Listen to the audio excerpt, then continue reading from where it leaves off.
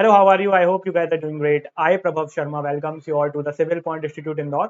इस सेशन में बात करने वाले हैं कि how to increase marks in test series. किस तरीके से आपके टेस्ट सीरीज में आप जो मार्क्स है वो बढ़ा सकते हैं, या ये इस तरीके से भी आप लिख सकते हो किस तरीके से आप आपके जो फाइनल एग्जामिनेशन है उस पर आपके मार्क्स को बढ़ा सकते हो। तो काफी इंपॉर्टेंट टॉपिक है। सबसे पहले एक क्वेश्चन है मेरा आपसे कि अगर आप सेम इनपुट देंगे तो आपका आउटपुट कैसा मिलेगा। हमेशा आपको सेम आउटपुट ही मिलेगा। अगर आप इनपुट चेंज नहीं करेंगे तो आउटपुट भी आपको चेंज नहीं देखने को मिलेगा। जैसे ही आप इनपुट चेंज करेंगे वैसे ही आपको आउटपुट भी नया देखने को मिलेगा। तो same goes with your test series and same goes with your final examination as well. अगर आप जो टेस्ट दे रहे हैं लगातार आप सिर्फ टेस्ट देते जाएंगे और ऐसा उम्मीद करेंगे कि नंबर आपके बढ़ जाएंगे, तो वो कभी भी नहीं बढ़ेंगे। जब तक आप आपकी गलतियों पे काम नहीं कर लेते हो, आपकी वीकनेस पे काम नहीं कर लेते हो, तब तक आपको सेम रिजल्ट ही देखने को मिलेगा। तो आपको क्या करना है, हर एक टेस्ट देने के बाद आपको उसको अच्छे से एनालाइज करना है और साथ ही साथ आपकी जो गलतियां उसको मार्क करना है, उसे नोट डाउन करना है और उस पर काम करना है नेक्स्ट टेस्ट देने के पहले। यदि आप ये फॉलो करते हो तो डेफिनेटली आपको जो आपके टेस्ट के रिजल्ट हैं उसमें फर्क देखने को मिलेगा। अब एक और क्वेश्चन है मेरा आपसे कि जब आप फाइनल एग्जामिनेशन देने जाते हो तो क्या आप बिना रिवीजन के एग्जामिनेशन देने चले जाते हो? तो वहां पर भी आप क्या करते हो, पहले रिवीजन करते हो। तो मॉक देने के पहले भी कोशिश करें कि आप थोड़ा बहुत रिवीजन करें, जो भी आपको इंपॉर्टेंट चीजें लग रही हैं उसको आप रिवाइज करें और उसके बाद आप आपका मॉक टेस्ट दें। तो इसको आप कैसे ले सकते हो, आपके शॉर्ट नोट्स आप रिवाइज करो, आपके पीवाईक्यूज आप देखो। पूरे पीवाईक्यू एक बार में देखना संभव नहीं है, पर कुछ कुछ पीवाईक्यूज आप देखते रहो, आपको एक आइडिया रहे कि किस पर्टिकुलर टॉपिक से ज्यादा क्वेश्चन बनते हैं, उनको आप रिवाइज करो। जैसे अगर मैं एग्जांपल के तौर पे लूं आपके सॉइल, तो आपको पता है कि प्रॉपर्टीज ऑफ सॉइल के जो आपके फॉर्मुलेज होते हैं उनमें से कहीं ना कहीं से एक क्वेश्चन आपका बन रही है, तो उनको आप रिवाइज कर लो। उसके अलावा आप सोम में बात करते हो तो स्लोप डिफ्लेक्शन से एक क्वेश्चन बनता है आपका, प्रॉपर्टीज से एक क्वेश्चन बनता है, इलास्टिक कांस्टेंट से एक क्वेश्चन बनता है, तो उसको आप रिवाइज कर लो। इस तरीके से आप रिवाइज करके टेस्ट देने की कोशिश करिए। और एक आप फॉर्मुला बुक के थ्रू जो आपके सारे फॉर्मुलाज हैं, ये फॉर्मुला बुक अगर आप खुद से बनाते हो तो वो सबसे बेस्ट रहेगा। आपको जितने भी फॉर्मुले पता हैं किसी सब्जेक्ट के, आप एक पेज लीजिए और बिना देखे लिख लीजिए। जो फॉर्मुलों में डाउट है उनको देख कर लिख लीजिए या रिवाइज करके लिख लीजिए और उसको फिर आप रिवाइज कर सकते हो। तो ये फॉर्मुला बुक भी आपको एंड मोमेंट में काफी हेल्प करेगी। अलग अलग पब्लिकेशन की फॉर्मुला बुक आती भी हैं, आप उनको भी प्रेफर कर सकते हो, आपके कन्वीनियंस पे है। अपनी जो सेल्फ मेड शॉर्ट नोट्स और सेल्फ मेड फॉर्मुला बुक्स होती हैं वो ज्यादा हेल्पफुल होती हैं एज पर माय ओपिनियन। इसके बाद नेक्स्ट आता है कि आपने जब टेस्ट दे दिया तो कोशिश करें कि सारी की सारी गलतियां जो आपने की हैं वो आपको पता हो। अब टेस्ट जब हम देते हैं तो आपके पास तीन ऑप्शन होते हैं, है ना। सबसे पहले जब आप जैसे मान लीजिए आपने टेस्ट देना शुरू किया, इसको ध्यान से समझिएगा, आपने टेस्ट देना शुरू किया, ठीक है। अब मान के चलते हैं टेक्निकल के आपके पास 100 क्वेश्चन है, इस तरीके से आपको क्वेश्चन दिखते होंगे, है ना।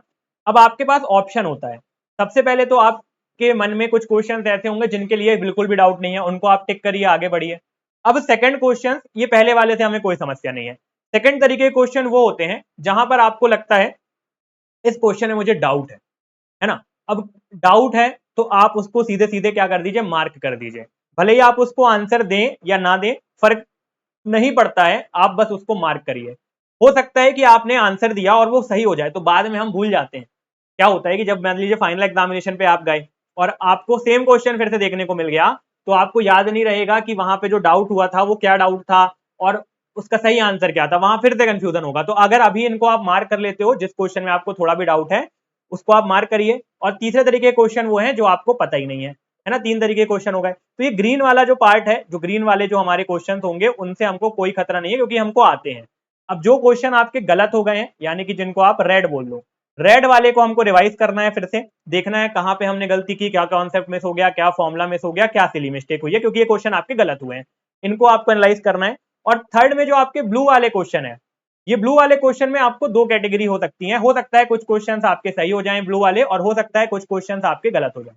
कैसे, मतलब आपका कोई क्वेश्चन था, एग्जाम्पल के तौर पे समझिए, आपसे पूछा था कि आपका E इक्वल्स टू क्या होता है, ठीक है। अब आपको डाउट है कि E equals to 2g 1 plus mu होता है या E equals to 2g 1 minus 2 mu होता है ना, एक एग्जाम्पल ले रहा हूं। तो आपको मान लीजिए ये डाउट आया, ठीक है। अब उस टाइम पे आपने इसको ही ऑप्शन लगा लिया, लेकिन आपके मन में ये डाउट तो आया और ये डाउट हमेशा आपके मन में रहेगा।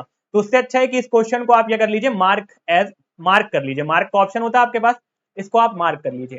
जब आपका टेस्ट खत्म हो जाए, भले ही आपका ये आंसर सही हो गया, आपको नंबर पूरे मिल गए, है ना, 3 नंबर का है तो 3 नंबर, जितने भी नंबर का आपका टेस्ट है वो आपको मिल गए, लेकिन आप वापस से आइए और एक बार इसको क्लैरिफाई करिए कि हाँ ये आपका 2g equals to 2g 1 plus mu ही होता है, ताकि नेक्स्ट टाइम आपको जो कंफ्यूजन है वो ना हो। ठीक है, ये हो गया सेकंड तरीके का, और जो गलत है उनको तो आपको अच्छे से एनालाइज करना ही है। और ये सारी चीजें आपको क्या करना है, एक आपको नोटबुक बनानी है जिसपे आपको ये नोट करते जाना है कि हाँ ये मैंने टेस्ट नंबर 1 दिया था, इसमें मैंने ये गलतियां की, ये मेरा टेस्ट नंबर 2 था, इसमें मैंने ये गलतियां की, 3 था, ये गलतियां की। तो ऐसे करके आपके 20 25 30 40 पेज जितने भी लगते हैं उसको आपको रिवाइज करना है जब आप आपका फाइनल एग्जामिनेशन देने जा रहे हो उसके पहले, है ना। तो ऐसा भी होगा, कुछ टेस्ट आपने दे दिए होंगे, मान लीजिए 3 से 4 या 5 टेस्ट आपने दे दिए हैं, तो उनकी भी जो गलतियां उनको आप बैठ के एक दिन नोट कर लीजिए, ताकि आपको पता रहे कि कहां पर आप ज्यादा गलतियां कर रहे हो, क्या कॉन्सेप्ट आपके वीक है, कौन से सब्जेक्ट आपके वीक है, फिर उन पे आप काम करिए, है ना। काम करेंगे तभी आप जब आउटपुट यहाँ पर चेंज करेंगे तभी आपको नया रिजल्ट यानी कि बेटर मार्क्स देखने को मिलेंगे। क्लियर है। उसके अलावा कई बार टेस्ट सीरीज जब आप अटेम्प्ट करते हो तो उसमें क्या होता है कि कई अलग अलग तरीके के क्वेश्चंस आ जाते हैं जो कि आपके सिलेबस पॉइंट ऑफ व्यू से इंपॉर्टेंट नहीं होते हैं। तो आपको जो भी सिलेबस का रेफरेंस लेना है वो आपको आपके पीवाईक्यू से लेना है। ऐसा कोई टॉपिक जो आपके अभी तक नहीं पूछा जाए है तो बहुत कम चांसेस है कि आगे अपकमिंग एग्जामिनेशन में भी वो पूछा जाए, तो जबरदस्ती उस पर परेशान नहीं होना है, आखिरी के टाइम पे उस पर टाइम वेस्ट नहीं करना है, क्योंकि अभी आपको बहुत आपके पास लिमिटेड और प्रीशियस टाइम बचा हुआ है।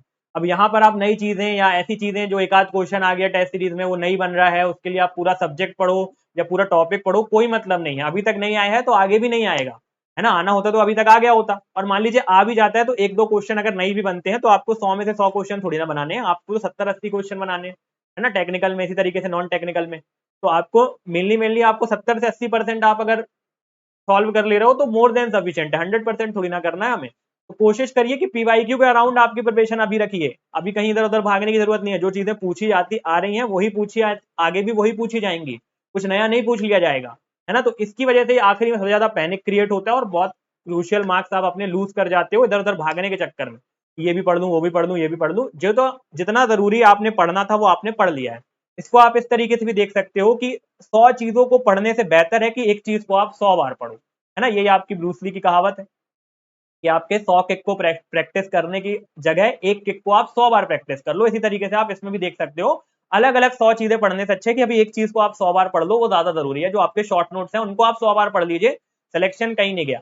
पीवाईक्यू के अराउंड ही क्वेश्चन पेपर फ्रेम होता है, यहाँ से अगर आप चीजों को पढ़ते हो तो डेफिनेटली आप बहुत अच्छा जो आपका अटेम्प्ट है वो ले पाओगे, बहुत अच्छे मार्क्स भी ला पाओगे। तो इन चीजों पे आपको ध्यान रखना है। एक लास्ट चीज जो आपको ध्यान रखना है कि give your mock as your last exam. जो आप मॉक्स दे रहे हो तो उसको इस तरीके से दीजिए कि जैसे आप फाइनल एग्जामिनेशन लिख रहे हो, ऐसा नहीं कि 10 क्वेश्चन लिखे फिर 10 क्वेश्चन लिख लिए फिर 10 क्वेश्चन लिख लिए फिर पॉज कर दिया फिर 10 लिख लिया, ऐसा नहीं करना है आपको। लास्ट एग्जामिनेशन जैसे आप देने वाले हो उसी तरीके से आपको मॉक देना है, और जो फाइनल एग्जामिनेशन देने जाओगे जब आप, तो आपको ऐसा लगेगा कि आप यहाँ पर भी एक मॉक ही दे रहे हो। तो आपका जो नर्वसनेस है वो कम हो जाएगी, आपके जो आप जो भड़बड़ाते हैं एग्जामिनेशन में वो आपका कम हो जाएगा, तो उससे भी आपको काफी अच्छे रिजल्ट देखने को मिलेंगे। तो ये चीजें आपको ध्यान रखनी है। एक चीज और आप याद रख सकते हो, अगर मान लीजिए टोटल क्वेश्चन है आपके 2 पार्ट है, यहाँ पर आपके पास टेक वाला पार्ट है और आपके पास नॉन टेक वाला पार्ट है। तो अगर टेक्निकल में आपके मान लीजिए 100 क्वेश्चन है और नॉन टेक में भी आपके 100 या 50 जितने भी क्वेश्चन है, ठीक है, तो उसमें क्या होता है कि कई बार हम एक ही टेक्निकल करते करते बोर हो जाते हैं। तो इसमें आप क्या कर सकते हो, पहले 20 क्वेश्चन टेक्निकल के कर सकते हो, फिर 10 क्वेश्चन नॉन टेक, फिर 20 टेक्निकल, फिर 10 नॉन टेक, इस तरीके से आप मिक्स कर सकते हो अगर आपको मोनोटोनस हो रहा है तो। It completely depends on you, पूरा आपके ऊपर डिपेंडेंट है। आप चाहो तो 100 भी एक साथ कर सकते हो, यहाँ के 100 भी एक साथ कर सकते हो। दूसरी चीज कि कौन से पार्ट को पहले अटेम्प्ट करना है तो वो भी आपके ऊपर है, जिस पार्ट के लिए आप ज्यादा कॉन्फिडेंट हैं उससे आप शुरू करें। आपको लगता है टेक्निकल आपका ज्यादा स्ट्रांग है, आप टेक्निकल से शुरू करें। आपको लगता है नॉन टेक्निकल ज्यादा स्ट्रांग है तो नॉन टेक्निकल से शुरू करें। आपको लगता है कि ये क्लब करना या मर्ज करना ठीक रहेगा, 20 पहले इसके कर लूं, 10 इसके कर लूं, 20 इसके कर लूं, तो ऐसे भी कर सकते हो। मेक श्योर कि अगर किसी क्वेश्चन पे आप फंस जाते हो, अगर किसी भी क्वेश्चन पे आप फंस जाते हो तो उस पर ज्यादा टाइम वेस्ट ना करें। तो ये सारी चीजें आप फॉलो करके देखिए आपके टेस्ट सीरीज में, और अगर आपके नंबर बढ़ते हैं तो प्लीज कमेंट करके बताइएगा। अगर आपको ये सेशन पसंद आया है तो भी आप सेशन को लाइक कर सकते हो, पसंद नहीं आया तो डिसलाइक कर सकते हो। ये सारी चीजें ध्यान रखिएगा, डेफिनेटली आपको रिजल्ट देखने को मिलेगा। चलिए, तो मिलते हैं नेक्स्ट किसी सेशन में। अगर आपने सेशन आपके चैनल को सब्सक्राइब नहीं किया है तो प्लीज मेक श्योर कि आप इस चैनल को सब्सक्राइब कर लें, इस तरीके का कंटेंट आपको यहाँ पर मिलता रहता है। और अगर आप अलग अलग एग्जामिनेशन की तैयारी कर रहे हैं तो वो भी आप चेक कर सकते हैं, हमारे जो एप्लीकेशन है द सिविल पॉइंट का एप्लीकेशन, वहां पर जाकर आपके जो अलग अलग एग्जामिनेशन के कोर्सेज हैं वो भी आप चेकआउट कर सकते हैं। चलिए तो इस सेशन के इतना ही। Thank you so much for the time. All the best, have a great day, keep smiling and stay motivated. मिलते हैं नेक्स्ट सेशन।